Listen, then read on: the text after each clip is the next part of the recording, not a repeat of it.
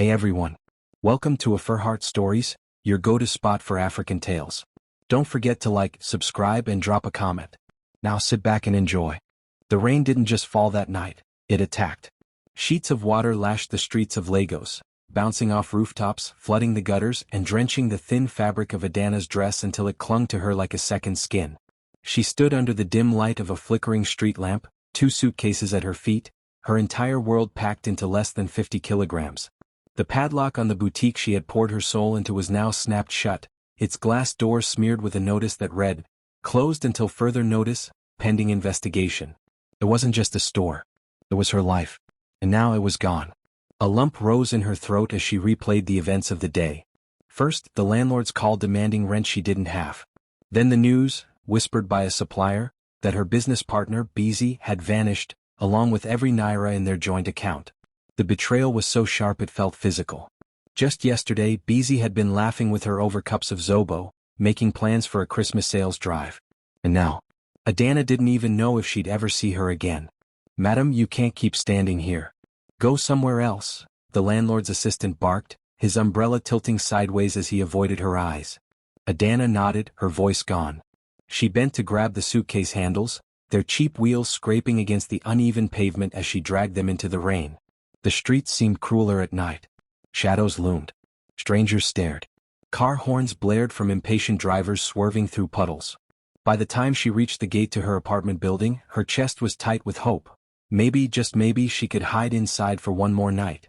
But the gate was locked. And waiting by the entrance was Mama Nkechi, the landlady, her hands folded across her chest, her face stern. "You've not paid in 2 months, Adana," she said, her voice carrying over the sound of the rain. "I'm sorry, but you can't stay here." "I just need a few days, Mama Nkechi," Adana pleaded, water streaming down her face. She couldn't tell if it was rain or tears. "Please. I'll find a way." The older woman's gaze softened for a moment, but only for a moment. "It's not personal. Other tenants are watching. If I let you stay, they'll expect the same." A slow, hopeless numbness spread through Adana's chest as the gate clicked shut. She didn't argue. What was the point? She turned, pulling her suitcases back into the wet night, each step heavier than the last. She found herself at a deserted bus stop an hour later, shivering on a cold metal bench. She hugged her arms tightly across her chest, rocking slightly as if the motion could warm her. A battered taxi pulled up to the curb. The driver, a man in his 50s with kind eyes, leaned across the seat. "You're not safe out here, madam," he said. "People see a young woman alone with luggage at this time. It's not good." She forced a small smile. "I'll be fine." But he didn't leave. Instead, he pointed down the road. "You see that corner? 2 men have been standing there all evening. They're watching you. Please, if you have anywhere to go, go now." Her stomach nodded. She looked over, and indeed, 2 shadowy figures lingered under the dim light, their postures too casual to be innocent. "I'll think of something," she murmured. The driver hesitated, then said, "Be careful who offers help. Not everyone who smiles is a friend." And with that he drove off, taillights fading into the rain. By midnight, the rain had soaked her to the bone. Her phone battery flashed red. Desperation made her dial a number she had sworn never to call in need, her childhood best friend F. It rang twice before a man's voice answered. "Who is this?" "It's Adana," she said, her voice trembling. "Can I speak to F?" Silence. Then the man's tone hardened. "Don't call here again." Click. The rejection sliced through her, more painful than the cold. She stared at the wet ground, the phone still pressed to her ear as if hoping the call would magically resume. By dawn, exhaustion crushed her body. She dragged her suitcases along the sidewalk, her breath coming in shallow bursts. The city was waking, vendors setting up stalls, commuters rushing past. No one noticed her swaying steps. Then the world tilted. She didn't feel herself hit the pavement. Only the distant sound of voices and the sensation of being lifted, strong arms hooking under her knees and back. Through blurred vision, she caught a glimpse, a man in a charcoal suit, his face shadowed by the morning light. "Get her in the car," he ordered. His voice was deep, steady, unhurried. The kind of voice people obeyed without question. When Adana opened her eyes again, she wasn't on the street. She was lying on a bed so soft it felt unreal, in a room too beautiful to belong to her reality. Cream curtains framed a wide glass window, and sunlight poured across polished marble floors. For a moment she thought she was dreaming. Then her eyes fell on the foot of the bed, neatly folded fresh clothes, and beside them, a sealed envelope. She sat up slowly, her mind racing. Where am I? Who brought me here? Her first thought was fear. This could be a trap. Lagos was full of men who pretended to rescue women, only to demand repayment in ways that had nothing to do with money. Her hand trembled as she reached for the envelope. The paper was thick, expensive. On the front, in bold handwriting, "For you." She tore it open. The note inside was brief. "I know what it feels like to lose everything. You are safe here. Eat, rest, and then we'll talk. Am I?" She read it twice, her pulse quickening. No threats. No demands. Just strange kindness. But in her world, kindness without a catch was rarer than diamonds. Her stomach growled, loudly. She slid off the bed, the marble cool beneath her bare feet, and stepped into a kitchen that looked like something out of a luxury magazine. On the counter was a breakfast spread: fresh bread, fried eggs, plantain, papaya slices, and a steaming pot of tea. She hesitated. Her pride said not to touch anything. But her hunger didn't care about pride. She was halfway through her second slice of bread when she heard footsteps. And then he appeared, the man from the street. Tall, broad-shouldered, dark-skinned, with the kind of clean, sharp features that drew attention in any room. He wore a crisp white shirt, sleeves rolled to his elbows, and an expression that was unreadable. "You're awake," he said simply. Adana swallowed hard. "Who are you? And why am I here?" He studied her for a moment, then said, "My name is Michael Adeyemi. And you're here because I couldn't just leave you on the street." She stared at him, unsure whether to thank him or run. And that's when he added, almost casually, "I've been where you are now." The aroma of tea and warm plantain lingered in the air as Adana set her cup down, still unsure if she should be here. Michael's eyes followed her carefully, but there was no sign of impatience or hidden intent, just steady observation. "You should rest today," he said. "The city can wait." "I'm not someone who sits around waiting," she replied quietly, brushing an invisible crumb from her lap. "I need to figure out my next step." "You'll have time for that," Michael said, leaning against the marble counter. "But you can't make good decisions when you're running on empty." She wanted to argue but didn't. Instead, she thought of the taxi driver's warning from the night before: "Be careful who offers help." That advice now echoed in her head like a drumbeat. Later that afternoon, she insisted on leaving to check her boutique, even though Michael raised an eyebrow. "I'll have my driver take you," he said, making it sound like a statement rather than a question. The city outside was its usual chaos: danfos swerving, hawkers weaving through traffic, the sound of horns and shouted bargains. The driver, a middle-aged man named Chaik, kept glancing at her in the rearview mirror. "You're lucky he found you," Chaik said after a while. "Lagos is not a kind place at night." Adana gave a small nod. "I was told the same by a taxi driver yesterday." "Listen to such people," Chaik advised. "Kindness is rare. Many will help you only to chain you later." When they reached the boutique, her chest tightened. The glass was smeared with dust, the inside dark and lifeless. She tried the door, locked. A new, heavier padlock gleamed against the frame. "Madam, no one has been here since yesterday," a nearby shopkeeper said. "Your partner?" "She took a flight last night. I heard from someone at the airport." The confirmation felt like a knife twist. Beezy hadn't just stolen from her, she'd planned it to perfection. On the ride back, Chaik glanced at her again. "I've worked for Mr. Adeyemi 5 years. He doesn't do this for everyone. So, if you must be cautious, but also be wise."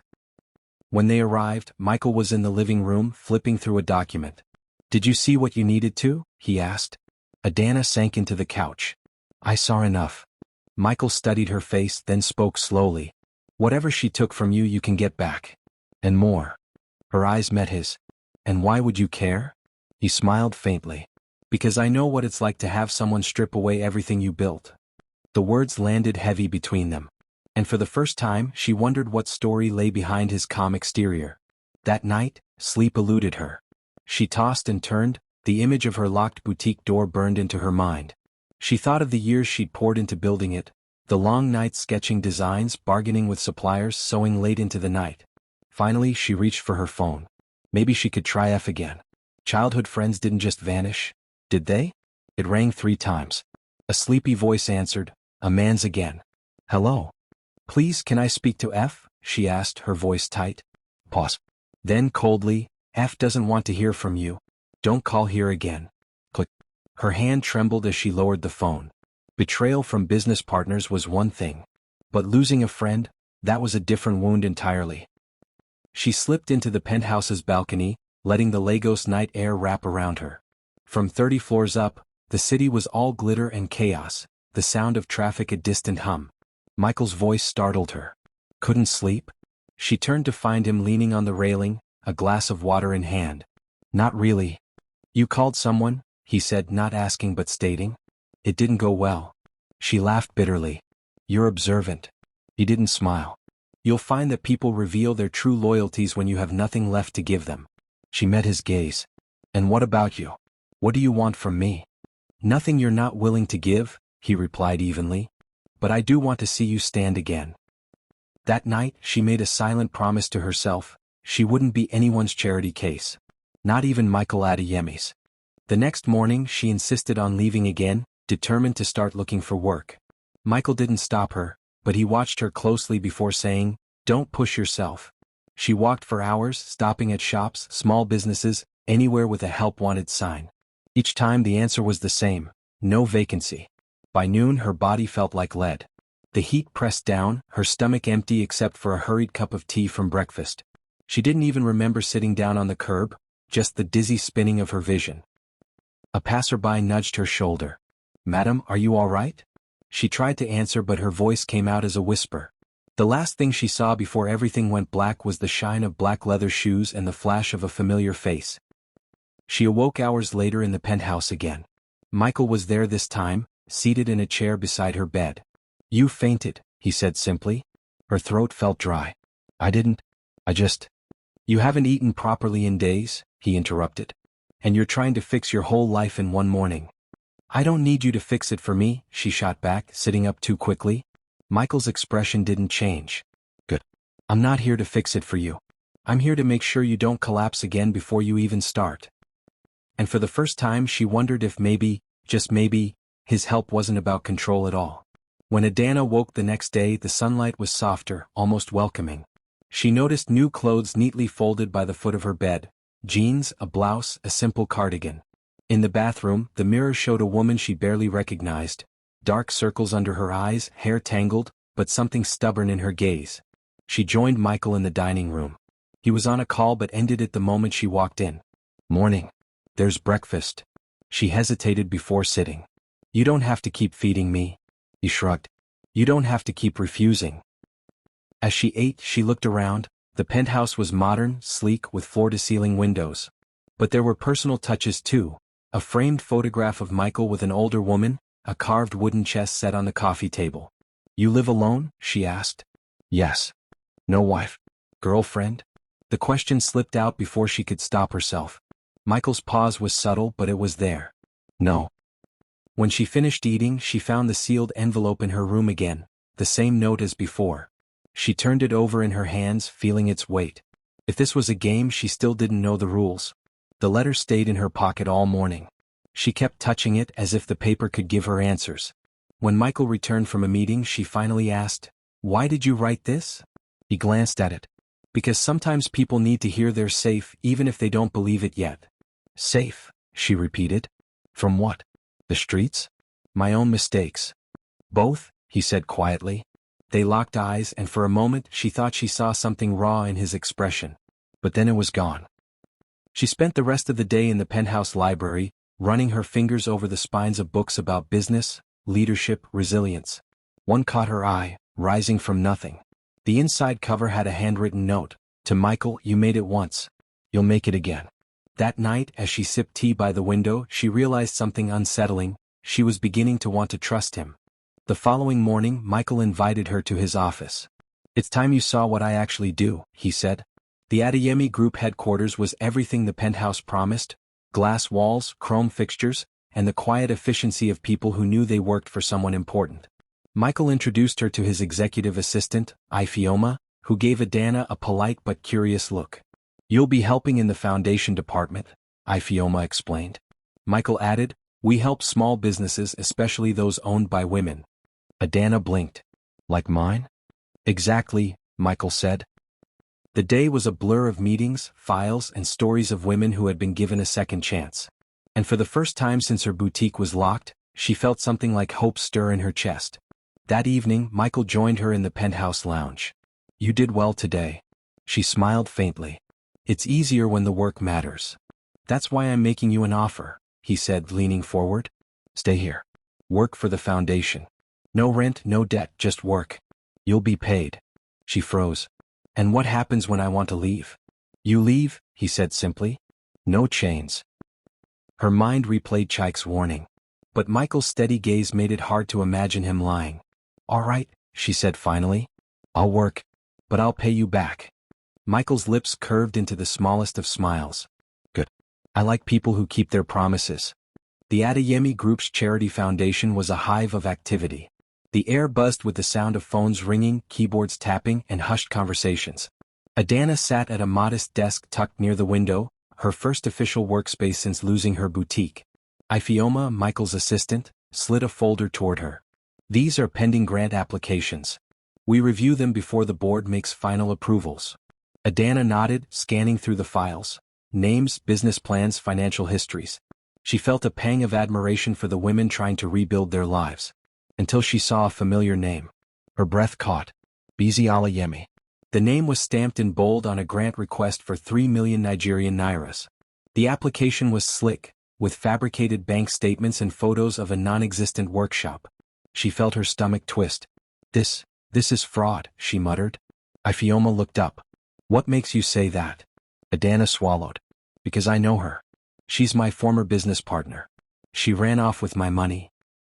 By the time Michael returned from his meeting, the folder was in her hands. "I found something you should see," she said. His eyes narrowed as he read the application. "This is interesting." "Interesting?" she snapped. "It's theft." Michael's voice was calm but firm.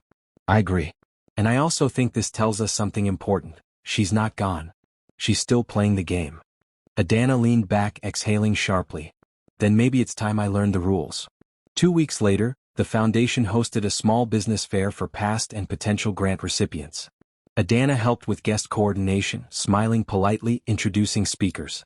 And then she saw her. Bizi. She was dressed in a flowing red jumpsuit, gold earrings flashing under the lights, her lips curved in that same sly smile Adana remembered. When their eyes met, Bizi's grin widened.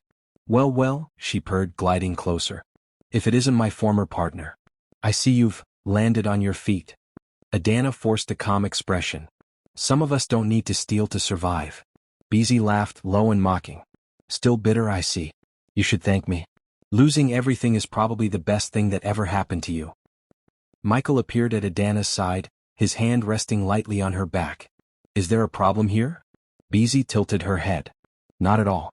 Just old friends catching up." As she walked away, Michael said under his breath, "We'll keep her close. Sometimes the best way to catch a snake is to let it think it's safe." Adana's heart pounded. She wasn't sure if she was ready for the kind of game Michael seemed to be playing. In the days that followed, Adana noticed small things. A man in a suit loitering outside the foundation building, a call that disconnected the moment she answered, a black sedan parked across the street. One evening she confronted Michael in his office. "Are you having me followed?" He didn't look up from his laptop. "Not you. Her." "Bizi?" Michael finally met her eyes. "You want her stopped, don't you?" "My legal team needs information. Surveillance helps." Adana sank into the chair opposite him. "You should have told me." "I didn't want to worry you," he said simply. "But you should also know, she's been asking about you." The thought made her skin crawl. "Why?" Michael's gaze hardened. "Because she's not done with you yet." And somehow that scared Adana more than losing her boutique ever had. Late nights at the foundation became the norm. Michael would often return from corporate meetings and find Adana still at her desk, reviewing grant proposals or drafting reports. One Friday evening she was poring over a spreadsheet when Michael placed 2 takeout boxes beside her. "Dinner?" She raised an eyebrow. "Are you always this bossy?" "Only when people forget to eat," he replied. Over pepper soup and jollof rice the conversation shifted. Adana asked about his past and for the first time Michael talked about his late wife, Funk. "She was my partner in everything," he said quietly.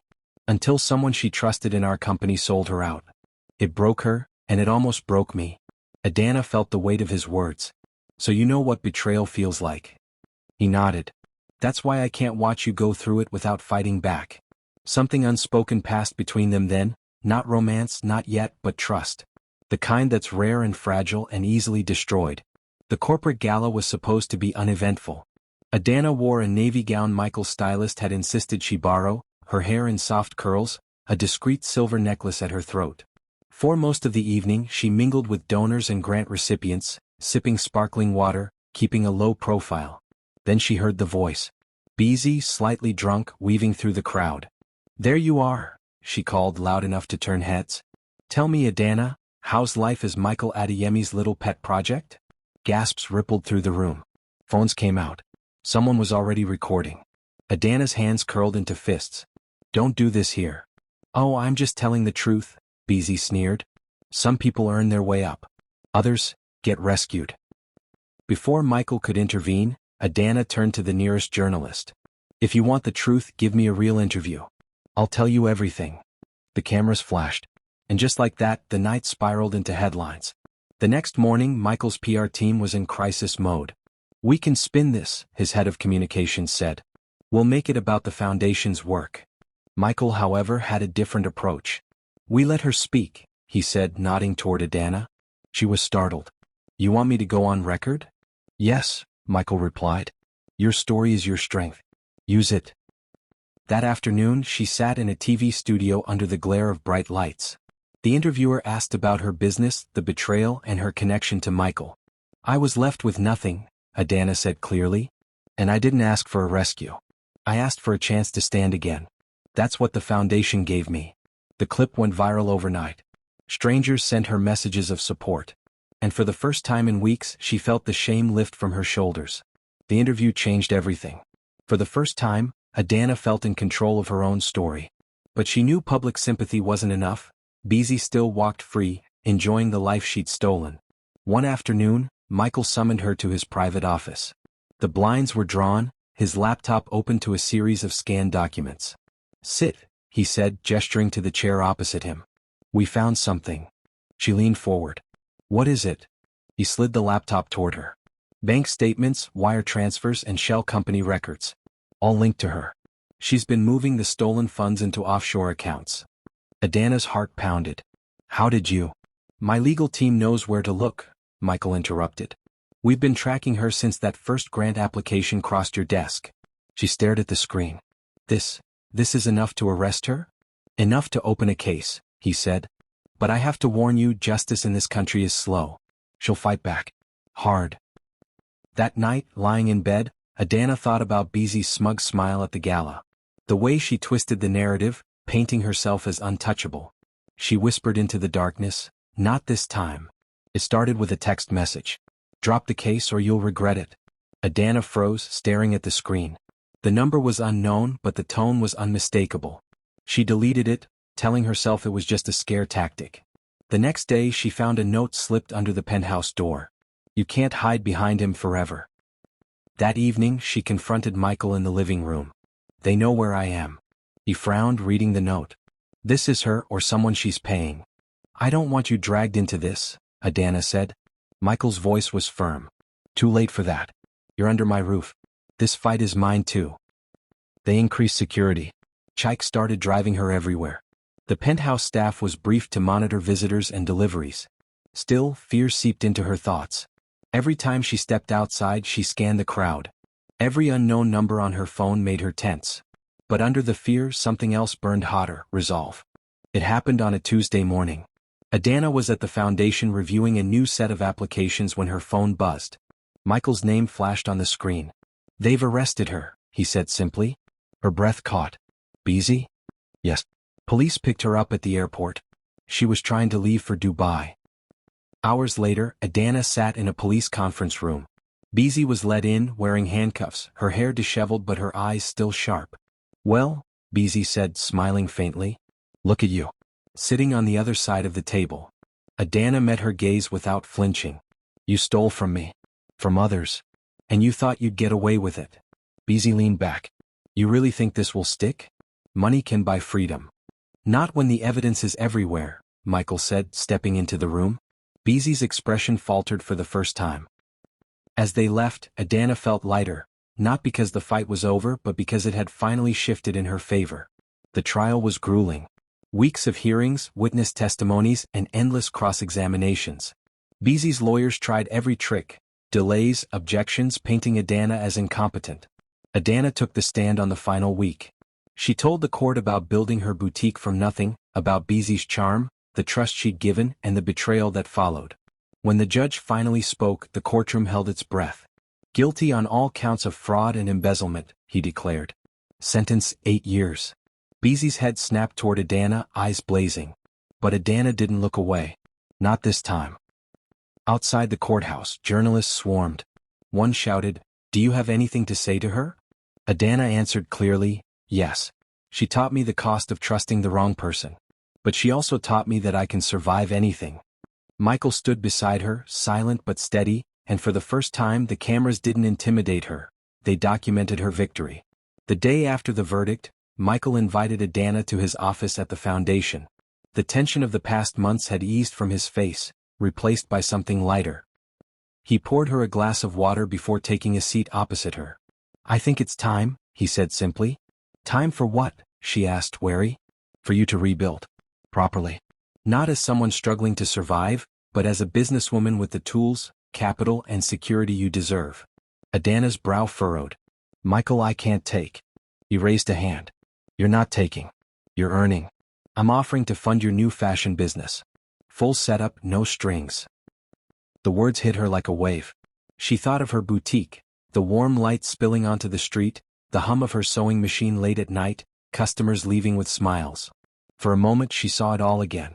Then doubt crept in. "I don't want to be anyone's charity case," she said. "You're not," Michael replied. "But I also know how it feels to start from zero. I had help once. I want to pass that on your terms." Later that afternoon they met with his legal counsel, a brisk woman named Amina who spoke in rapid, precise sentences. Company registration with the Corporate Affairs Commission. Tax identification number. Lease agreements.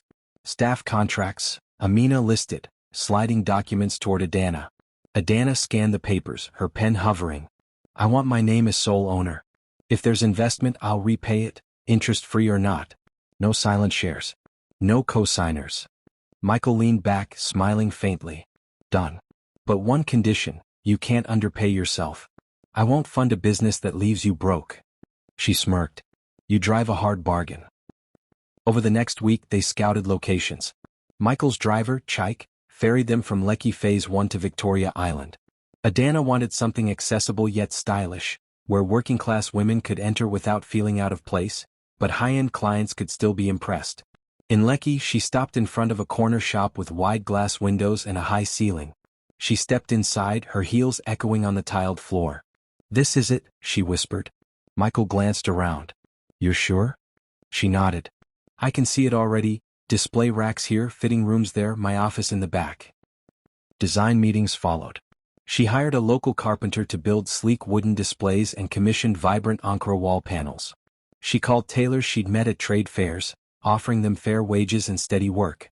Word spread quickly. Former clients reached out on Instagram. Even the taxi driver who had warned her that first night showed up with his daughter, asking if she could apprentice. "You saved me once," she told him. "Let me return the favor." One evening, while reviewing fabric samples at the penthouse, Adana paused and looked at Michael.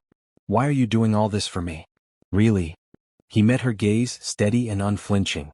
"Because I see what you can be when you're not fighting to breathe. And because I think this was always supposed to happen." Her heart skipped, but she forced a light tone. "Careful, Michael. That almost sounds like fate." "Maybe it is," he said quietly enough that she almost missed it.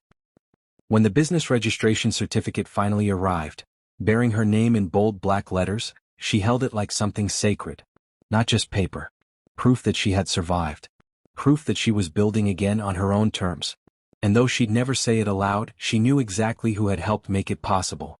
The opening day of Adana Couture was a Lagos event in every sense. Colorful, noisy, and buzzing with energy. The wide glass doors gleamed, framed by fresh white paint and gold-lettered signage. A red ribbon stretched across the entrance, fluttering in the light breeze. Inside, mannequins stood elegantly dressed in Ankara gowns, silk blouses and tailored jumpsuits. The scent of fresh fabric mixed with that faint, exciting smell of new beginnings.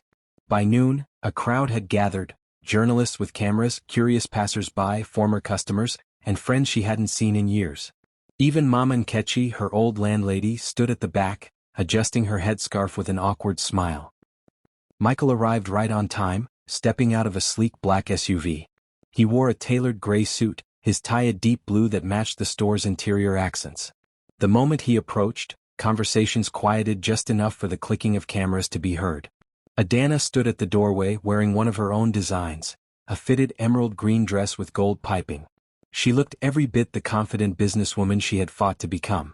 "You're late," she teased softly as he reached her. He smirked. "I wanted to make an entrance."